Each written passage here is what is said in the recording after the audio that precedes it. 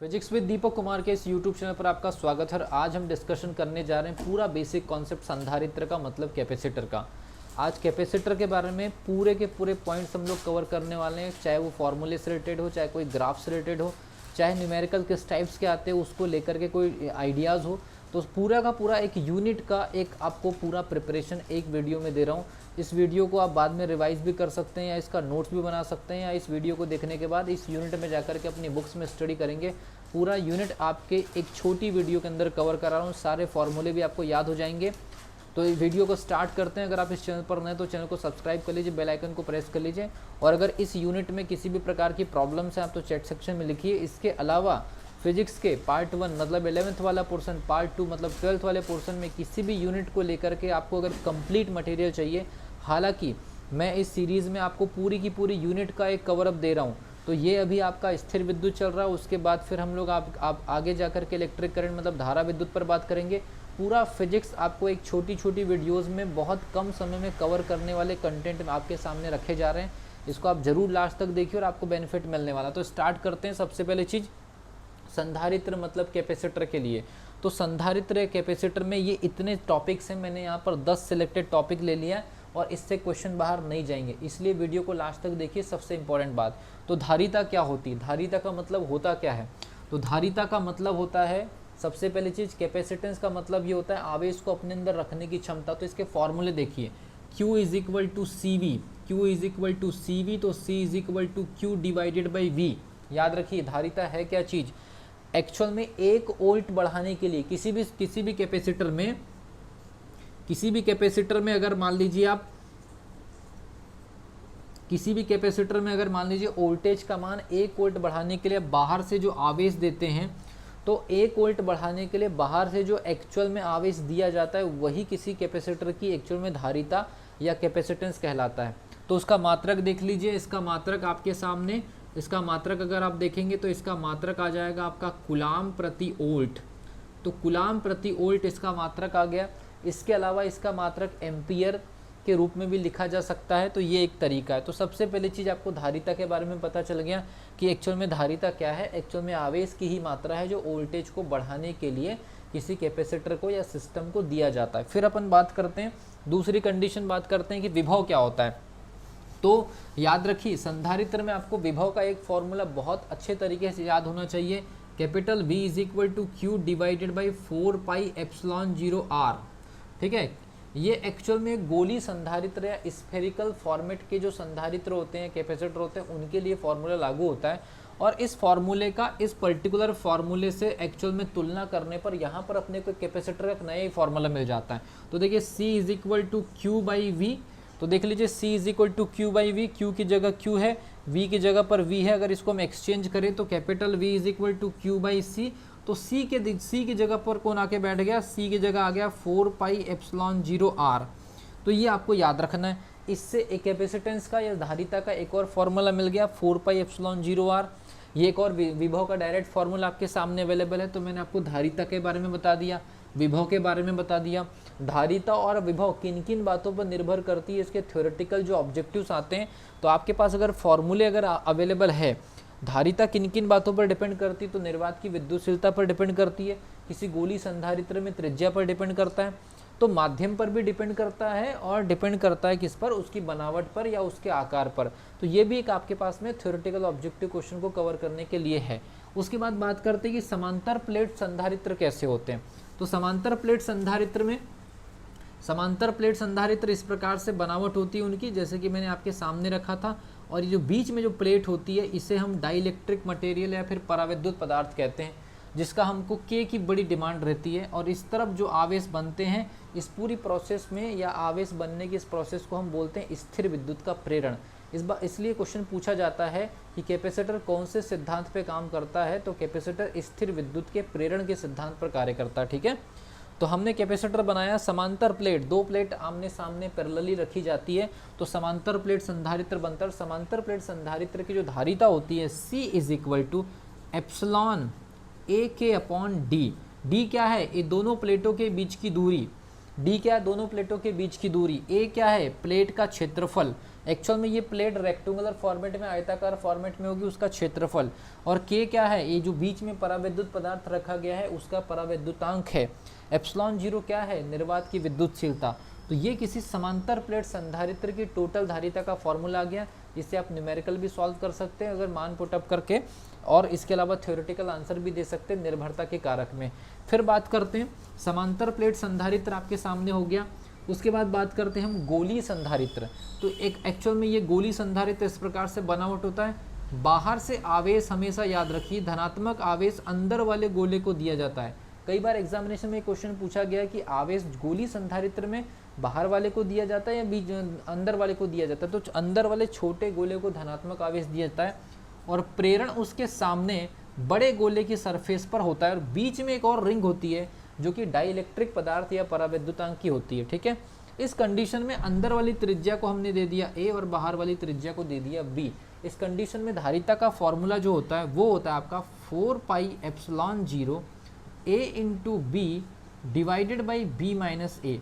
ये आपको फॉर्मूला याद रखना है, गोली संधारित्र का फॉर्मूला। तो यहाँ पर भी देख लीजिए कौन कौन से फैक्टर पर डिपेंड करा, न्यूमेरिकल के लिए फंडामेंटल आपके सामने है। फिर उसके बाद बात करते हैं बेलनाकार संधारित्र। तो बेलनाकार संधारित्र में भी जो अंदर वाला जो बेलन वाला जो आकार होगा उसको धनात्मक आवेश दिया जाएगा, और बाहर में जो बेलनाकार जो सरफेस होगी उस पर प्रेरण होगा। कुल मिलाकर के अंदर वाले बेलन को धनात्मक आवेश दिया जाएगा और बाहर वाली सरफेस पर प्रेरण होगा। इसकी डिटेल वीडियो मैं नीट के स्टूडेंट्स के लिए अपलोड करूंगा, सारा सब कुछ वहाँ पर एनालिसिस करवाया जाएगा। अभी मैं ये जो सीरीज़ चला रहा हूँ ये उन स्टूडेंट के लिए है जो बिल्कुल कम समय में प्रिपरेशन करना चाहते हैं या रिवीजन करना चाहते हैं, किसी एंट्रेंस एग्जामिनेशन में एक यूनिट का एक वीडियो के अंदर रिवीजन करना चाहते हैं। ठीक है, तो अंदर वाले समांतर अंदर वाले बेलन को आवेश दिया जाएगा, बीच में एक और बेलन होगा, बीच में एक और बेलन होगा, वो बेलन जो होगा वो बेलन होगा आपका पराविद्युत पदार्थ का। ठीक है, पराविद्युत पदार्थ का बेलन एक्चुअल में आवेश को निगेटिव प्लेट पर जाने से रोकने के लिए उसका इस्तेमाल किया जाता है। ठीक है, तो इसकी जो आंतरिक त्रिज्या आपकी ए और बाहरी त्रिज्या आपकी बी, इस कंडीशन में कैसे निकाली जाएगी धारिता, तो C is equal to 2 pi epsilon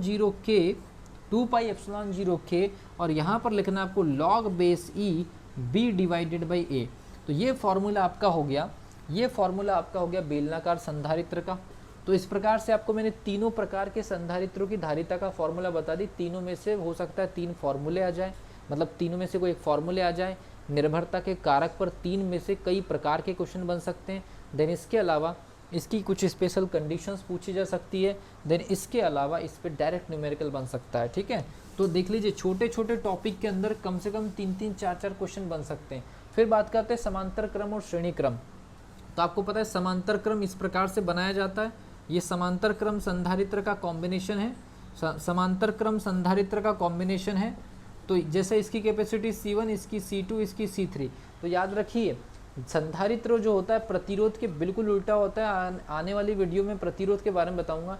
तो समांतर क्रम में जो टोटल जो कैपेसिटेंस मिलती है वो डायरेक्टली आपको ऐड करना होता है। समांतर क्रम संधारित्र में धारिता डायरेक्टली आप ऐड कर दीजिए, और इसको कहते हैं धारिता का बढ़ना। क्वेश्चन पूछा जाता है समांतर क्रम में क्या होता है, तो समांतर क्रम में धारिता बढ़ती है, और धारिता अगर बढ़ेगी तो याद रखिए विभव कम होगा, क्योंकि धारिता और विभव के बीच में व्युत्क्रमानुपाती का रिलेशनशिप है। डिटेल वीडियो में इसको डिस्कशन किया जा सकता है कि आखिर ऐसा होता क्यों है, वो एनालिसिस का मुद्दा है। तो धारिता अगर बढ़ेगी तो विभव कम करना होगा, मतलब समांतर क्रम में विभव आपका कम होगा और धारिता बढ़ेगी, और धारिता को हम ऐसे जोड़ देंगे। श्रेणी क्रम में देखते हैं।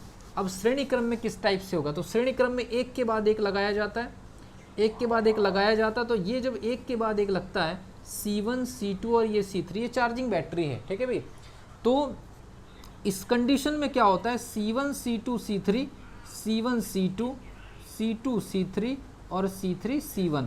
इस कंडीशन में धारिता कम हो जाती है, धारिता की वैल्यू बढ़ेगी तो विभव का मान, धारिता की वैल्यू कम होगी तो विभव का मान बढ़ेगा।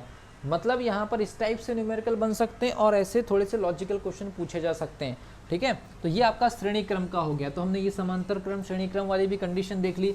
अब इसमें एक और चीज़ होती है कि अगर मान लीजिए ये समांतर प्लेट संधारित्र, बीच में मैंने यहाँ पर एक प्लेट को अगर ऐड कर दिया, इस प्रकार से प्लेट को मैंने ऐड कर दिया, और ये इसकी टोटल डिस्टेंस D है और इस प्लेट की मोटाई T है, तो इसका क्या इम्पैक्ट पड़ेगा, इसका फॉर्मूला आपको बता दे रहा हूँ। C is equal to epsilon 0A D minus T 1 minus 1 upon K. तो सबसे पहली चीज़ तो प्लेट का परावैद्युतांक के, इसकी मोटाई t और d जो है टोटल डिस्टेंस है। तो आपको बता दूं इस प्लेट की मोटाई जितनी ज़्यादा बढ़ेगी, ये जो गैप है, ये बीच में जो गैप है कम होगा, और गैप जितना कम होगा धारिता उतनी ही ज़्यादा बढ़ेगी। तो इसीलिए प्लेट की मोटाई ज़्यादा होगी तो धारिता भी ज़्यादा होगी।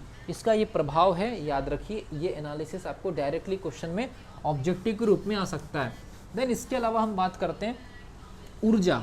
तो ऊर्जा पे देखते हैं, ऊर्जा पे अपन बात करते हैं Q is equal to CV और ऊर्जा E इज इक्वल टू औसत विभव इंटू कुल आवेश। ये आपको याद रखना है। तो औसत विभव 0 प्लस V डिवाइडेड बाई और कुल आवेश Q, तो कितना हो जाएगा 1/2 Q इंटू V। आप एक बार इस फॉर्मूले से Q को रिप्लेस करेंगे तो ऊर्जा का एक फॉर्मूला आ जाएगा 1/2 CV स्क्वायर, और एक बार अपन V को रिप्लेस मानेंगे इसी फॉर्मूले में से, तो ये फॉर्मूला आ जाएगा 1/2 Q स्क्वायर बाई C। और ये पूरे के पूरे फॉर्मूले को हमें ग्राफ से भी सॉल्व कर सकते हैं। फॉर एग्जाम्पल अगर हम बात करें, ये Q है और ये V है, तो इस प्रकार से ये जो रेखा प्रदर्शित करती है, ये धारिता को प्रदर्शित करती है। इस रेखा की वजह से जो त्रिभुज बनता है, ट्राइंगल जो बनता है, उस ट्राइंगल का जो हम क्षेत्रफल निकालते हैं 1/2 आधार गुणित ऊंचाई, ये क्षेत्रफल ही एक्चुअल में संचित ऊर्जा या किसी कैपेसिटर के अंदर स्टोर की गई एनर्जी की वैल्यू होती है, जिसके बेसिक 3 फॉर्मूले हैं। निर्भरता के कारक में टोटल 6 प्रकार के क्वेश्चन बन सकते हैं। ग्राफ पर आपका एक क्वेश्चन बन सकता है इस प्रकार से, और न्यूमेरिकल में फिर अलग से 3 से 4 क्वेश्चन। मतलब ये मान करके चलिए लगभग 10 वैरायटी के क्वेश्चन आपके सामने हैं केवल और केवल ऊर्जा के अंदर। ठीक है भाई, तो ये मैंने आपको बता दिया कैलकुलेशन के हिसाब से, ग्राफ के हिसाब से। अब हम बात करते हैं संधारित्रों। अगर 2 संधारित्रों को हम जोड़ दें, 2 गोलीय संधारित्रों को इस प्रकार से जोड़ दें, एक की कैपेसिटी C1 दूसरे की कैपेसिटी C2 थी, एक का विभव V1 दूसरे का विभव V2 था, एक के पास आवेश Q1 दूसरे के पास आवेश Q2 था। तो सीधी सी बात है, जिसका विभव ज़्यादा होगा वहाँ से आवेश कम विभव वाले के पास जाएगा। तो 2 क्वेश्चन इस प्रकार से बनते हैं इस टॉपिक में। 2 प्रकार से इसमें क्वेश्चन बन जाते हैं कि अगर 2 संधारित्रों को, 2 गोली संधारित्रों को जोड़ा जाए तो एनर्जी लॉस कितनी होगी, क्योंकि यहाँ पर आपको एक इलेक्ट्रिकल कंडक्टर लगाना पड़ेगा और उस इलेक्ट्रिकल कंडक्टर से आवेश फ्लो होकर के जाएंगे, और फ्लो होने में कुछ एनर्जी हीट के रूप में लॉस होगी, वो कितनी होगी। और जब लास्ट में जब आवेश का फ्लो रुक जाएगा तो एक आपका समतुल्य विभव या बैलेंस पोटेंशियल आएगा या बैलेंस विभव आएगा, उसकी वैल्यू कितनी होगी। तो 2 ही क्वेश्चन बनते हैं अभी तक के।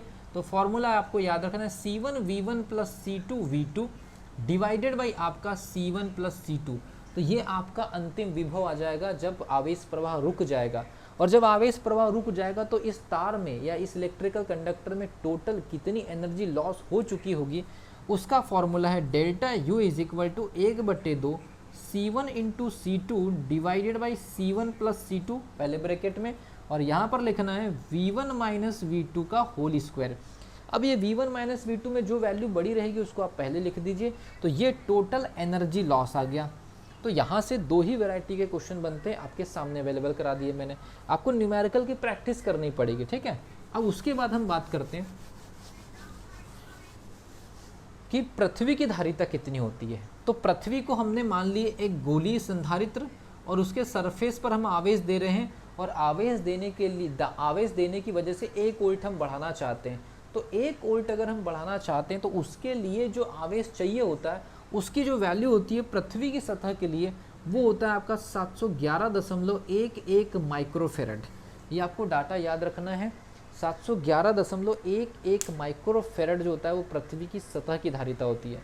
तो मिलता हूँ अगली वीडियो में, तब तक के लिए wish you all the best. अगली ऐसे ही सीरीज़ में इस फिजिक्स की पूरी यूनिट्स के आपको शॉर्ट फॉर्मेट में एक वीडियो में कोशिश की जाएगी कि इंपॉर्टेंट टॉपिक के एक कैलकुलेशन और फंडामेंटल आपको दिया जाए।